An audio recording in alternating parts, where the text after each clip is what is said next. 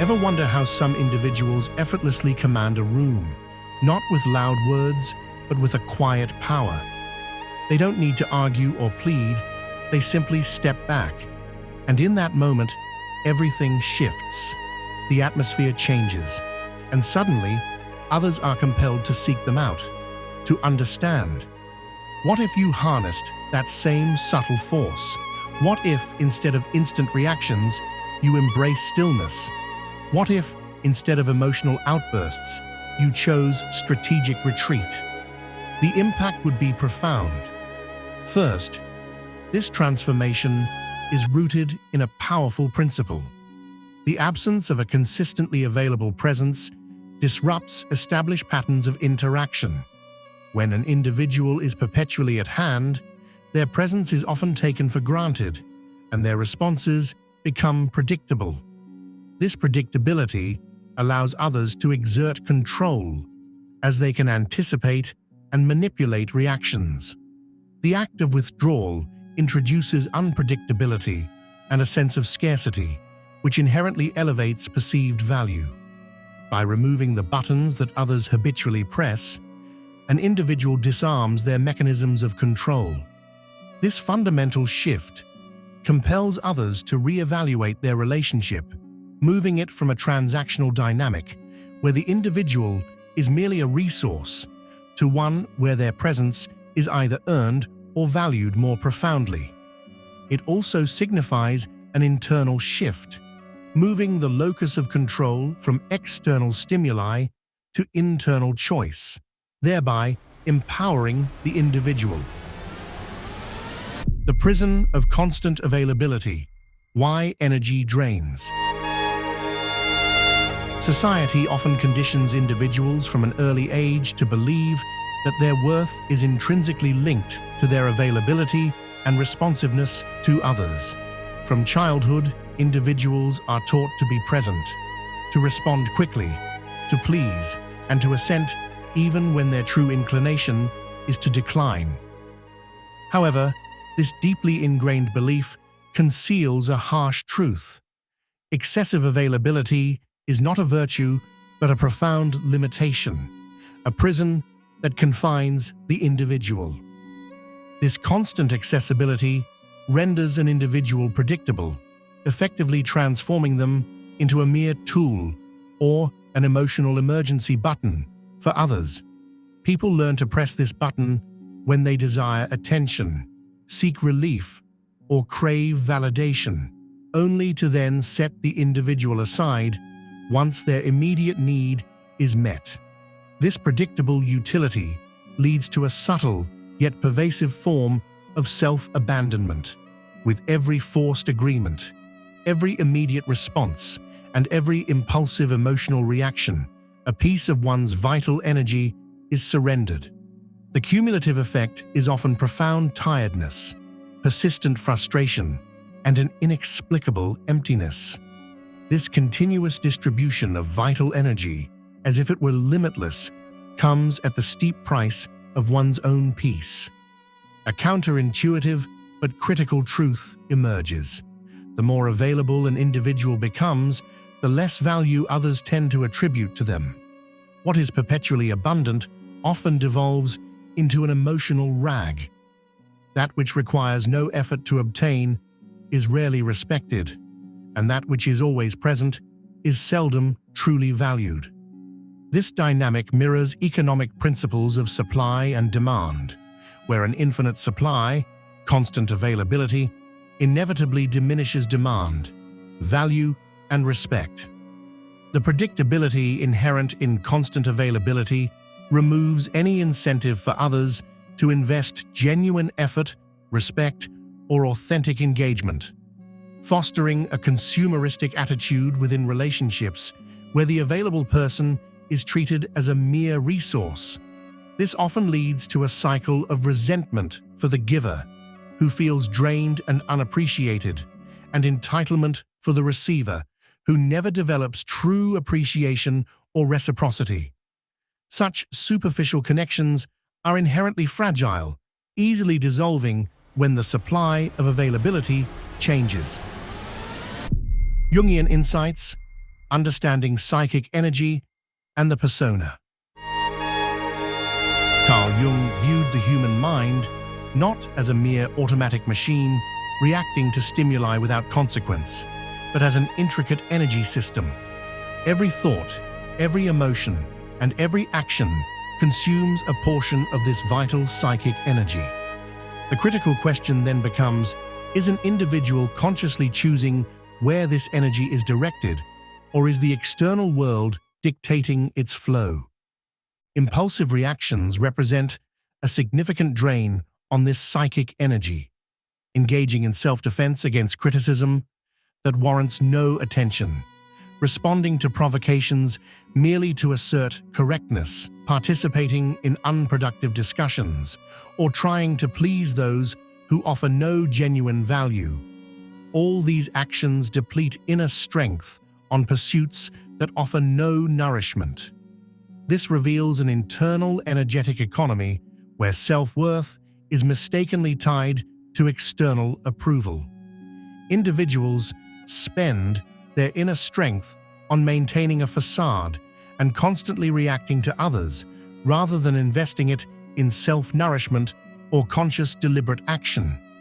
This misdirection of energy creates a deficit, leading directly to vulnerability.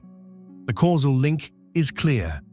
A misconception of one's worth, often driven by the persona, leads to excessive availability, which in turn causes energy depletion and increased susceptibility to manipulation.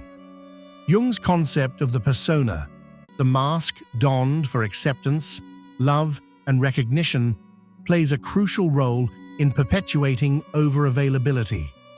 This mask compels individuals to feign contentment even when they are suffocating, to respond instantly to messages despite exhaustion, and to constantly explain, justify, or defend themselves as if indebted to the world. The more an individual places themselves at the center of others' stages, the more they vanish from their own. Moreover, this energy depletion leads to a state of vulnerability. Individuals who are emotionally drained are not inherently weak. Rather, their energy is misdirected. An exhausted state makes one easy prey for manipulative, opportunistic, and emotionally needy individuals. These predators instinctively sense an inability to guard personal energy, a tendency to react to everything, and a constant effort to solve the world's problems, and they exploit this openness.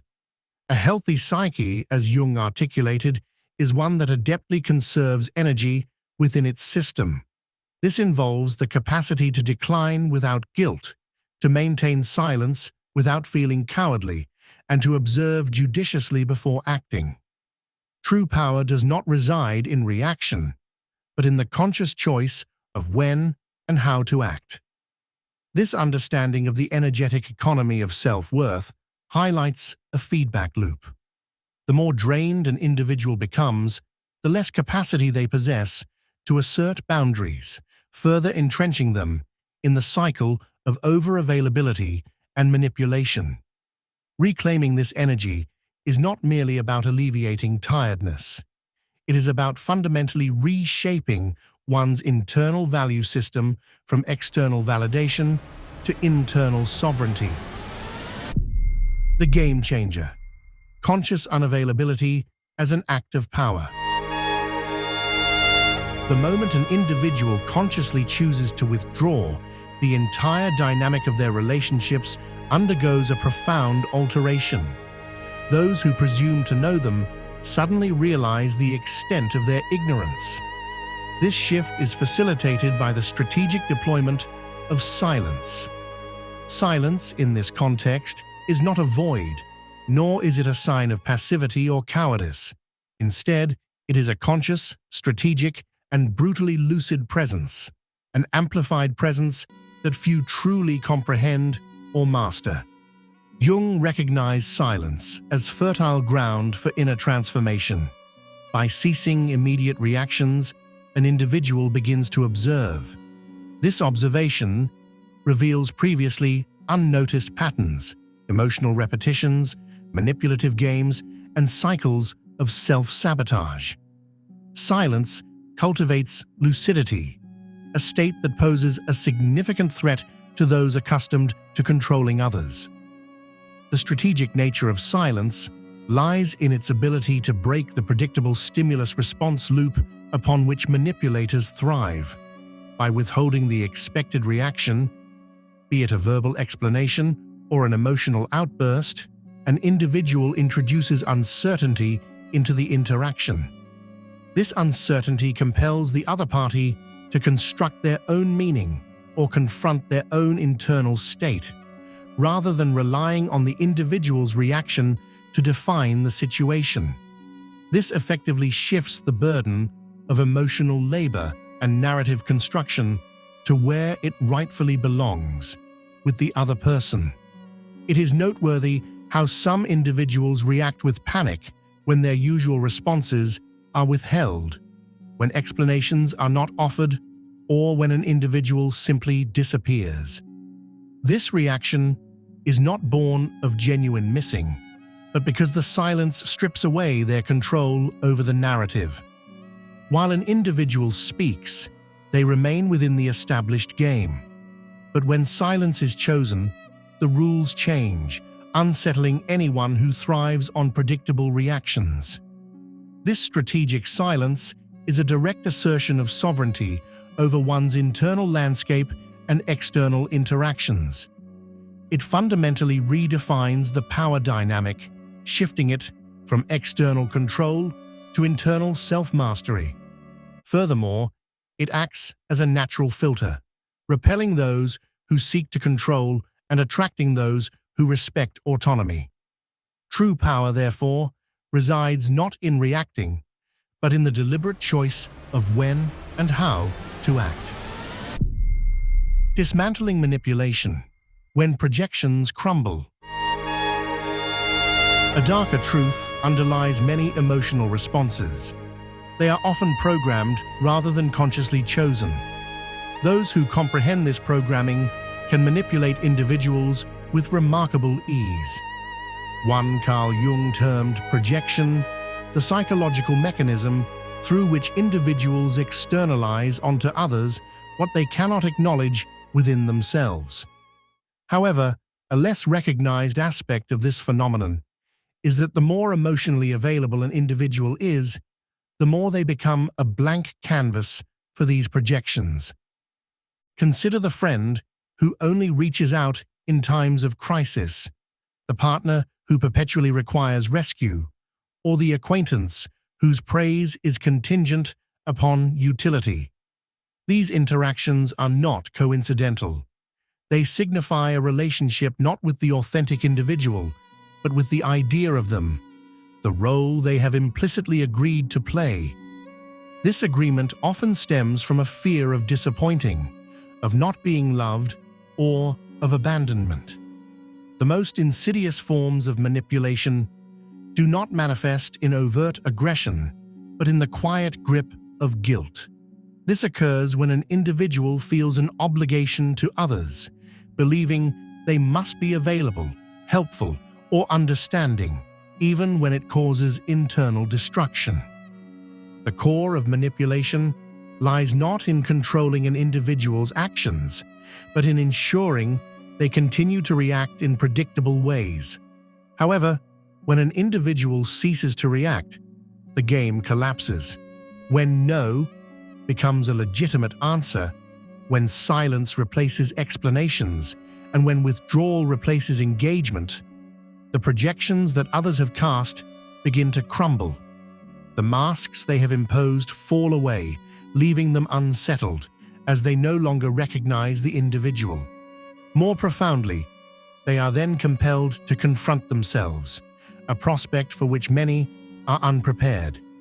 An individual's unavailability becomes a threat because it forces others to confront their own internal emptiness. The silence offered reveals the internal noise they desperately wish to avoid. This often precipitates an attack, criticism, emotional drama, not because the individual is in error, but because they have ceased to function as a convenient mirror. This powerful psychological mechanism illustrates that when an individual stops absorbing and reflecting others' projected issues, such as neediness, insecurity, or a desire for control, those issues are no longer externalized. They rebound to the projector. The attack is not about the individual's wrongdoing, but about the discomfort experienced by the projector when facing their own shadow, the unacknowledged parts of themselves they have long avoided. This process, though painful, is ultimately liberating for the individual who has become unavailable. It clarifies who genuinely values them for who they are versus who values them solely for their utility. It also underscores the profound resistance many harbor towards self-reflection, emphasizing the necessity of the individual's journey towards individuation, even if it means being misunderstood. The path to wholeness, individuation through self-selection. The journey towards conscious unavailability is fundamentally a path toward what Carl Jung termed individuation, the process of becoming whole, authentic, and complete. This profound transformation begins with the realization that silence can possess more power than 1,000 arguments, and that withdrawal, when rooted in awareness rather than escape, is an undeniable act of personal power. This path, however, is not without its challenges. Silence carries a price. It will inevitably create distance from those who valued an individual only for the role they played. It will render an individual incomprehensible to those who perceived them solely through their own projections. It may even lead to perceptions of coldness, distance, or arrogance. Yet, a crucial truth emerges with maturity. Individuals become increasingly selective with their energy and their words. Each sentence becomes an energetic investment, and not everyone merits access to one's deepest truths. In this context, silence is not a retreat, but an assertion of sovereignty. The language of those who no longer feel the need to prove anything to anyone. The most potent form of silence is not that which merely disturbs others, but that which facilitates internal reconstruction. It is the silence that fosters a connection to something beyond external approval, creating an internal space free from external demands, where vital energy can be recovered and essence reconnected with point one. This transformative power of self-imposed isolation is not merely about eliminating external noise. It is about cultivating an internal vacuum where the authentic self can emerge, unburdened by the constant pressure of external expectations and projections. This sacred isolation allows psychic energy to be redirected inward, fostering deep self-reflection and the integration of fragmented aspects of the self. This internal focus is essential for disidentifying from the persona and rebuilding identity from an authentic core rather than relying on external validation. This process fundamentally shifts an individual's source of validation from external to internal, rendering them less susceptible to manipulation because their self-worth no longer hinges on others' approval. This deep internal work forms the bedrock of self-determination and resilience. The rebirth, embracing the solitude of the strong. Initially, an unsettling quiet may settle in, a silence that feels like it's screaming from within.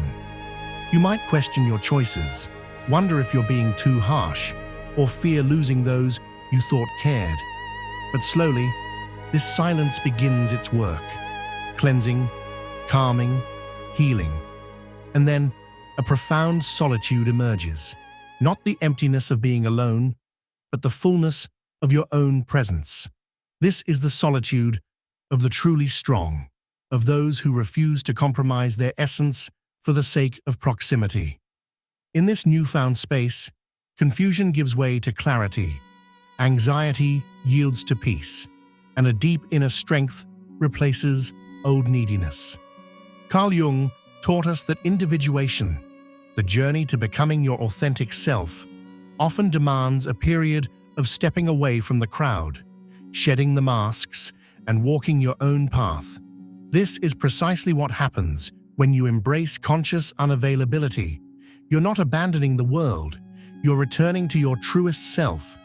It's the moment you transition from merely reacting to life's currents to actively creating your own reality. Those who become uncomfortable with your absence reveal a crucial truth. They never truly desired you, but rather the role you played. And now that you've outgrown that role, they're left without a script.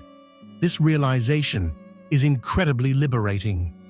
Yes, you may shed some connections, but in doing so, you discover yourself. You may distance yourself from certain environments, but you reconnect with your core essence. You might be misunderstood by some, but finally, you will earn genuine respect. Because when you cease to be constantly available, you become truly valuable, truly rare, truly unforgettable. Make no mistake, this is a rebirth, a fresh start, the dawn of a life where you no longer settle for emotional scraps, manipulative games, or affection that's merely a disguise for emptiness. From this point forward, you only welcome what aligns with your peace, your truth, your wholeness. If you've resonated with this message, it's a sign that a part of you is already prepared for this transformative journey. A part of you understands that being loved means nothing if it requires abandoning yourself, and that true self-love begins the moment you choose you, even if it means walking a solitary path for a while.